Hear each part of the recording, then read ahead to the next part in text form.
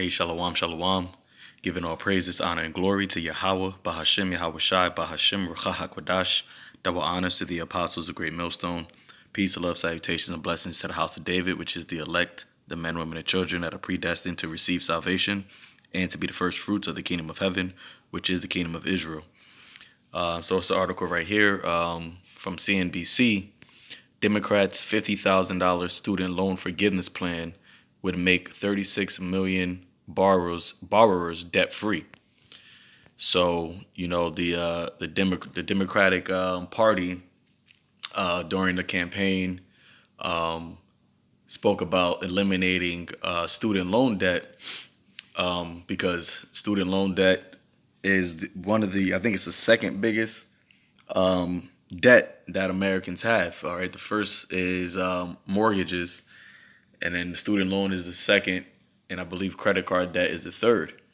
So, as Esau's kingdom is, unraveling and just because of so much debt, all right, because this is a debt-based system, it's causing many of the citizens to become poor, all right, are not able to sustain all of their bills that they have. All right. And the scriptures talks about how this place, let me get that real quick, will be laden with thick clay in the book of Habakkuk. Where is it? Salakia. Habakkuk chapter 2. Habakkuk chapter 2, verse 6, it says, "Shall not all these take up a parable against him?" The him is speaking about Esau, Edom, all right, specifically here in Daughter of Babylon, Mystery Babylon, aka America. It says, "A parable against him, and a taunting proverb against him, and say, Woe to him that increaseth that which is not his. How long? And to him that ladeth himself with thick clay." And when you go into that word, clay, it says weight of pledges, heavy debts, and that's how America is operated. Okay, this place is ran on a debt-based system. Even Babylon itself is upwards towards $30 trillion in debt. So that's not sustainable. Okay, Esau loves using that word, sustainable. This system, the current economic system, is not sustainable, for years or decades or generations to come, which is why they are trying to use this pandemic or plandemic as a ploy to push forward that great reset, because they know that the way the society is operating right now, it's going to collapse. All right, and they're operating, they're planning, this collapse to happen regardless, trying to reset everything, because it is once again, it's not something that can last forever. The way that Esau has set up this society, from its economic, from the way that they overuse resources, okay, it's not something that can continue on forever. So Esau is trying to use this pandemic to do a great reset, ultimately trying to reset the whole world. Babylon the Great, okay, is going to be as you can say, a casualty of Esau trying to reset. But we know that ultimately he's not going to fulfill his enterprise. But let me go back to here in the book of where is it? The book of not Proverbs, the book of Job. And I'll just hold this. Where is it? Okay. So let's go into this article. It says the Senate's top Democrat Chuck Schumer of New York, along with Senator Elizabeth Warren of Mass, other Democrats on Thursday, put forward a resolution calling President Joe Biden to forgive $50,000 in student debt for all borrowers. The plan would cancel all of the debt for 80% of federal student loan borrowers. Women and people of color would be among the biggest winners. Now, this is why I, wanted to bring out this article, because the ones who are going to benefit more, and these Edomites, okay, know this, all right, is Israel. You see, as Esau's kingdom is crumbling, as society is faltering. People are uproaring. All right, whether it be police injustice, okay, whether it be the unemployment, all these things that is happening here in Babylon is just going to show you how Babylon is fallen. Esau now all of a sudden wants to help out what they deem as people of color, but it's always so-called blacks and Latinos, because blacks and Latinos are not the only people of color. The East Indians are people of color. The Moabites, the which are the Chinese, the Ammonites, which are the Japanese, so-called Africans. Okay, the Polynesians, the Pacific Islanders, the Japhites. Okay, they're all people of color, but who do they always are targeting? Okay, they always are targeting you Israelites, man. Because Esau knows that as long as he can keep you Israelites comfortable, blinded, and sleep, that he can remain in power. And if that means him having to cancel debt and lessen, or not even, can't even say lessen, or show or make it appear that he's trying to lessen your burdens here in America, Esau would do it. Okay, he would do it. But the thing is that the ones who are awake, the ones who are wanting the downfall of this kingdom and the establishment of the kingdom of heaven, is nothing that you devils can do. No legislations that you can pass, no money, no amount of debt that you can forgive that is going to make us forget what we desire. All right. But all these things that Esau is doing are cunning deceits. All right. They're trickery to try to get Israel to want to stay in Babylon. All right, to want to be appeased with the rulership of Esau. So going on, it says I read that. It says, during a time of historic and overlapping crisis, which are disproportionately impacting communities of color. And why is that? Why is that all these things, all the negative things that are happening in this world, why is it happening worse to people of color, aka you Israelites? Because you are under the curses. Okay, that's the only explanation for why these things are happening. Okay, you can't say, oh, because you guys are lazy, or you guys are X, Y. No, it's because Esau. Okay, the Lord used Esau Edom as his sword to inflict these curses that the Lord said that was going to come upon you. When you read in Deuteronomy 28th chapter, Esau is the primary driver of the curses that we are going through right now. All right. So going on, it says, we must do everything in our power to deliver real relief to the American people, lift up our struggling economy, and close the racial wealth gap, Schumer said in a statement. And they once again, they talk with their double tongue, man, with their forked tongue. It's all just to keep you Israelites sleep, man. It says Democrats are committed to a big, bold action, and this resolution to cancel up to $50,000 in federal student loan debt is one of the strongest steps the president can take to achieve these goals. The resolution, first made in the Senate last year, was also introduced to the House of Representatives by blah, blah, blah, blah, blah, a couple different representatives. It says, although Biden has expressed hesitation about canceling student debt through executive action and didn't include any debt forgiveness in his outline for another $1.9 trillion COVID stimulus package, he is under mounting pressure from members of his own party to take action.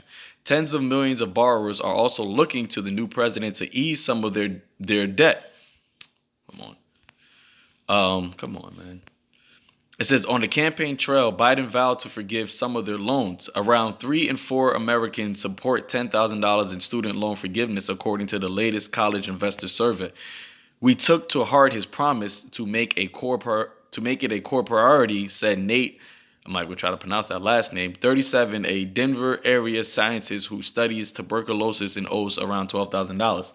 Here's who would benefit the most from $50,000 in student loan forgiveness. So they're going to show you who is going to benefit the most. And these senators, these people in Congress, all right, and even going even further up, the ones who own the central bank, the ones who actually own the money, they know who's mostly in debt, because when you go to the scriptures, it tells you that we are that it would be a curse that we will be in debt the most. All right, and Deuteronomy tells you that we will be the borrowers and not the lender. We will be the tail and not the head.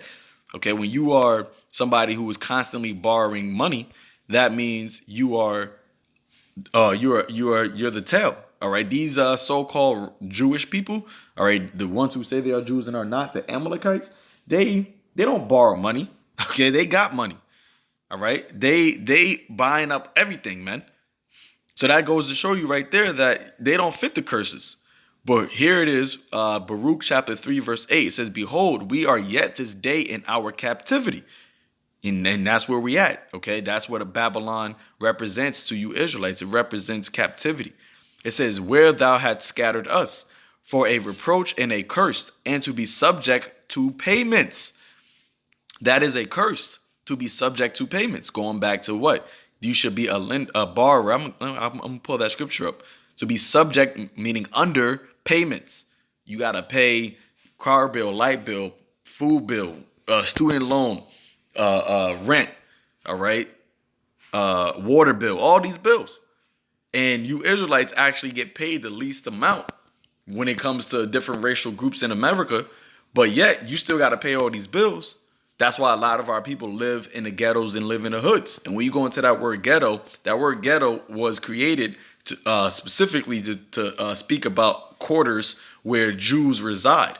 All right, Jews reside over there, and I believe it was in Spain, in Europe, aka the slums. So that's why when you look at Chirac, when you look at Detroit, when you look at Crenshaw, when you look at Camden, New Jersey, Newark, New Jersey, all right, the Bronx, who's in these places? It's you Israelites, man. You so-called Negroes and Latinos. So it says, according to all their iniquities, because we broke the covenants, we broke the lost statute commandments, we sinned against our YAHAWASHI of our fathers, which departed from the Lord our power. Okay, so one of the curses is to be what? The lender, the borrower, and not the lender. See if I can find that. Boom, boom.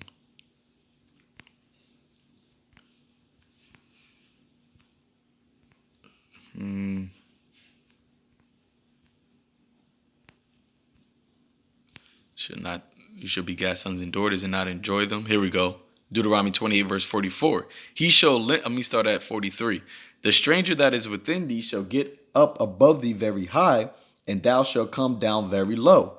He shall lend to thee, and thou shalt not lend to him. That's why you don't got black owned banks like that, man. You got Jake trying to get black owned banks now, but guess who the money that you gotta that you're trying to lend, that you're trying to get these banks, guess who owns that money? It's still your adversary. It's still Esau. It's still the one who put you in captivity.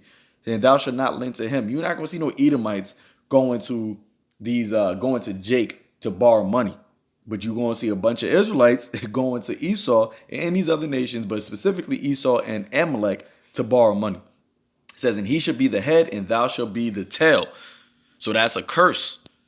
So now Esau knowing that we got this curse, but also Esau seeing that he has a short time, and he's seeing that our people are waking up and they're trying to and they're looking for sovereignty, they're looking for the kingdom of heaven. So now Esau wants to, make it easy, make it seem a little bit easier for Jake, to survive here in Babylon, to survive in captivity.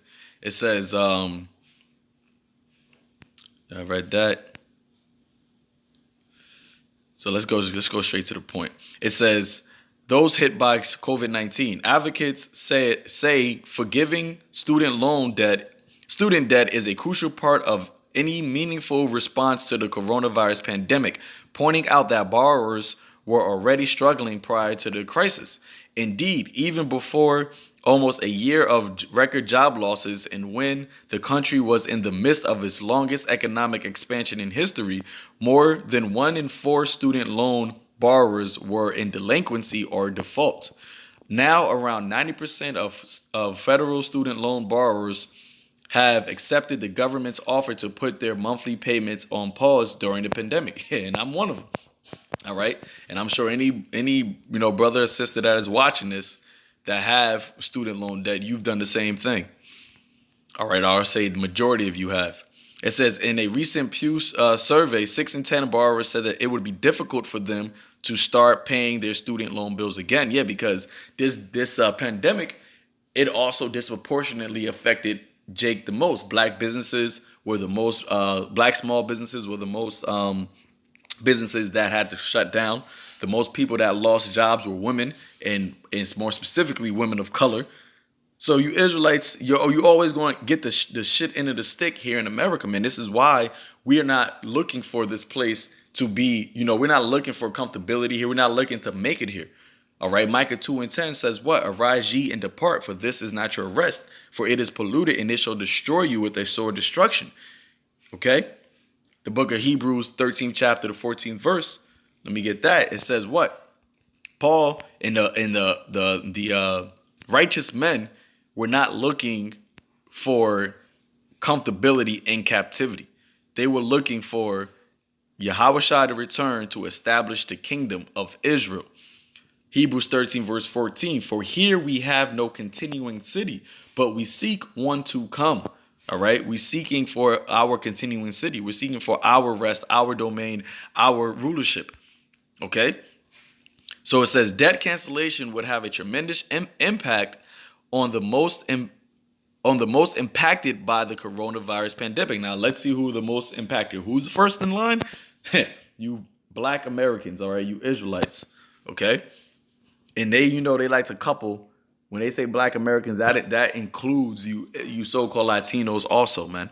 But Judah first, and then the rest of the tribes after. It says older borrowers and recent grads said Alexis Goldstein, blah blah blah blah. Women borrowers would greatly benefit from the proposal.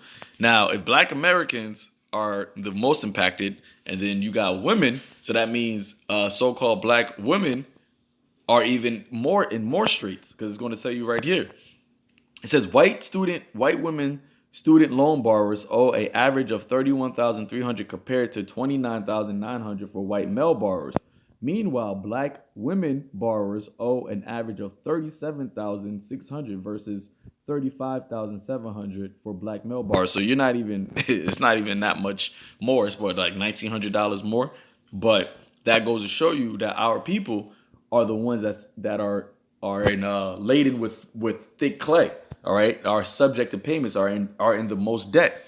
Now, right here it says people of color, Black and Latino Americans, Israelites. It's always the northern and southern tribe. They always couple us together, because as it is written, that it says Judah and Israel were oppressed together. Those that held them fast refused to let them go. So we are oppressed, man. And economic oppression is one of the main current oppressions that Esau has on our people. It says would be among the biggest winners from the proposal. Nearly 85% of Black bachelor degree recipients carry student debt, compared with 69% of white bachelor degree recipients, according to the Center of Responsible Lending. So there goes that jump. Around 38% of Black students who entered college in 2004 have defaulted on their loans within 12 years, a rate 3 times higher than their white counterparts. Why is that? Because Israel is cursed. Okay? It says an aide to Warren said canceling student debt will make the biggest strides towards closing the racial wealth gap since the civil rights movement. So since the civil rights, there's still a racial gap. And it's always going to be a racial gap here in Babylon, because Esau is always going to oppress you Israelites. But as he's seeing his kingdom come to an end, as he's seeing us wake up, the elect of Israel wake up. Now this devil wants to try to please you so that he can keep you asleep. And that goes straight into the scripture here in the book of Job, chapter 20, verse 10. It says, his children shall seek to please the poor, and his hands shall restore their goods. You go into this word please, it says to please, to be pleased with, to be favorable, to accept favorably. You see? It says to make acceptable, to satisfy. And that's what, oh, hey, that's the spirit. I didn't even notice it. In D, it says to please, pay off. So that's what they're trying to do. You know, they're trying to pay off your debts, man. Because they know, once again, who is affected the most and who would benefit the most. All right. And that right there is a snare. Okay. Yeah, it'll be, you know, just like how these Jake getting these checks, you know, and it's a benefit. All right. It helps. But ultimately, that's not what the elect is looking for, man. Only you simple-minded Israelites would look at that and be like, oh, man, the Esau loves us. You know, things are getting better here in Babylon. Fuck that, man. Okay, excuse my language. I don't give a damn if you gave me $1 billion, man. I still want this place to be destroyed. Yeah, money is a defense, but all in all, being in captivity, it don't matter how rich you are, you still a slave. Okay?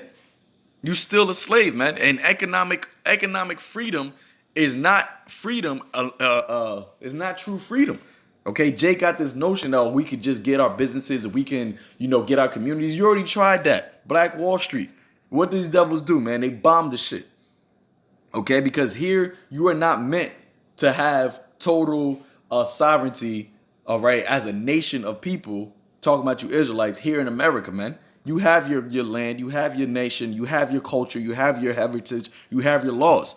That's not to be, you're not trying to establish, as you had General Yohana say a couple years ago, you're trying to build a kingdom within a kingdom. You ain't building no kingdom of Israel in Babylon, man. That's why we waiting on YAHAWASHI to return so that he can take down this kingdom and set up the kingdom of Israel. All right, which is going to be a world without end, which is going to have complete dominance over the whole world. All right, you have the Nation of Islam. They're trying to gather money so that they can buy some land from Esau, using Esau's money, and buy some land so that they can have their own community. That ain't it, man. Okay, and this devil, he's playing right into that mindset to have you thinking that if he pleases you like this, then you will just get lullabied back to sleep. But the elect ain't going to sleep, man. It says, "In his hand shall restore their goods." And that's the thing. Esau, he knows he has a short time, and he's seeing, the prophecies come to pass. So Esau is trying to do whatever he can to maintain his power. And and the way to maintain his power is to keep you Israelites with being underneath his rulership. Okay? But the gospel is about having our own rulership. It's about having our own dominance. It's our own kingdom. That's why the disciples, which became apostles, asked YAHAWASHI, will thou at this time restore the kingdom back into Israel? Now, you go into the scripture right here, because something similar happened when we were leaving Egypt. Now, the Lord plagued Egypt with all those plagues. And then, on the day of the Passover, what happened? We left out of Egypt, right? And this is what happened. While we was leaving up, right before we left out of Egypt, it said what? It says, Exodus 12, verse 36, it says, "And Yahweh gave the people meaning the Israelites, favor in the sight of the Egyptians." Now, this is called spiritually Sodom and Egypt, right? It says, "So that they lent unto them such things as they required, and they spoiled the Egyptians." Okay, so when we left out of Egypt, we took gold, we took silver, we took, raiment. And the Egyptians gave it to us, right? But is that how the story ended? Guess what happened after that? As we got those gifts, so to speak, after that, when we were leaving, Pharaoh and his troops came to try to slaughter us, man. We were in more hell as we were trying to leave Egypt than the whole time. Basically, now I won't say more hell, but our lives were at risk, because at that time where Pharaoh came, He wasn't coming to, talk. He wasn't coming to, have a peaceful treaty or give us more gifts. He was coming to destroy the children of Israel. He was coming to destroy us, man. All right. It wasn't about trying to, get us to, reconsider to come back into Egypt. At that point, he was moving with fervency. He was moving with choler. He wanted us dead. So even though we took those gifts, we took the jewelry and the raiment and the silver, there was a persecution that Pharaoh and his army was trying to do upon us, man. Which is why the Lord had to come. YAHAWASHI came with the chariot, and Moses split the Red Sea, X, Y, and Z. And if you read the story, you see what had to happen. Divine intervention was needed at that moment, because when it seemed like everything was okay, when it seemed like, the Egyptians was giving us their goods and they were letting us leave and we spoiled them and we took all these things and the Lord gave us favor in the sight of the Egyptians, there was still that last push of destruction that the Egyptians tried to do upon the nation of Israel. And that's what's about to happen here. Okay. Even though you see these, these stimulus checks, you seeing, them trying to cancel your debt, and they know who is going to benefit the most. None of this is going to stop the elect from wanting to, from waking up and from still chanting down his place. So ultimately, Revelation 12:12, that great wrath is going to come down, because Esau is trying to do all these different tactics to keep Israel from, to keep Israel from waking up. But it's not going to work. So then he's going to resort to what he knows best, that sword, man. And that's when Jacob's trouble is going to ensue. All right. But this is all prophecy, man. Okay. Them thinking, things looking better and trying to give Jake a fair shake. Nah, man, that's all trickery. Okay. This is Isaiah 33 verse 1. Woe to thee that spoilest, and thou was not spoiled, and dealt treacherously, and they dealt not treacherously with thee. When thou shalt cease to spoil, and that's what they're trying to do. That's what they're trying to portray that they're doing now, trying to close the economic, the wealth racial gap. Trying to give Jake, money so that or cancel their debt so that they can, be economically advanced in society. They're trying to cease from spoiling us. Thou shalt be spoiled. So when Esau does all these things, that's when this devil's going to get spoiled. And you've seen that happen. That's why Babylon is crumbling like this, man. No matter how many different legislations and how many different stimulus packages, this place is just going down the drain. It says, and when thou shalt make an end to deal treacherously, they shall deal treacherously with thee. All right. Hey, and that's what's happening. All right. Because we're not looking to join hand in hand with you. We're not looking to, let bygones be bygones. No, man. The scripture says that the Lord requireth the thing that which has passed. So when the Lord, destroys this place, and we see in this place, consistently getting worse and worse, we're praising YAHAWASHI for that. We're asking him to do worse. We're asking him to do, to bring more death, more destruction, more, chaos, more economic fall in this place, man, so that our kingdom can be established, so that wickedness can be taken out and righteousness can be established on the earth with the right rulers ruling, who are the YAHAWASHI and the house of David, man. So don't be fooled by none of this shit.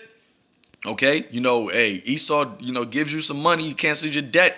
All right, hey, let it happen. But ultimately, don't get rocked to sleep, man, because that's what Esau is trying to do with all these things. All right, when they shall say peace and safety, then sudden destruction shall come upon them. All right, and they shall not escape. So understand that sudden destruction is still coming. No matter what Esau says with his mouth, remember, his words are smoother than butter, but war is in his heart. And he might not right now he's not showing himself to be coming as what's the word? Violently, but his deception is violent as well, man. All right. And because it's not going to work with the elected, then he's just going to have to show his horns. What is that? Revelation, the 13th chapter. Salakia. Let's get it real quick, and I end it with that. Revelation 13, verse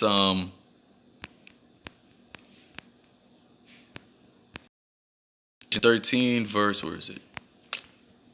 Come on.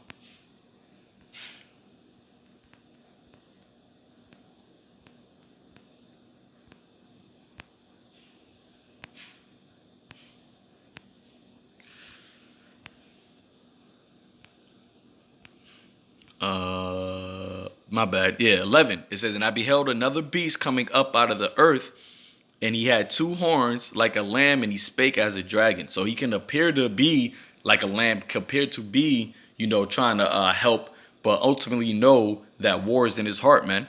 All right. Now he's going to speak as a dragon. All right. He's going to act draconian. Okay. So, with that, call Law YAHAWASHI, Bashem Rakak with Dash. Till next time, Shalom.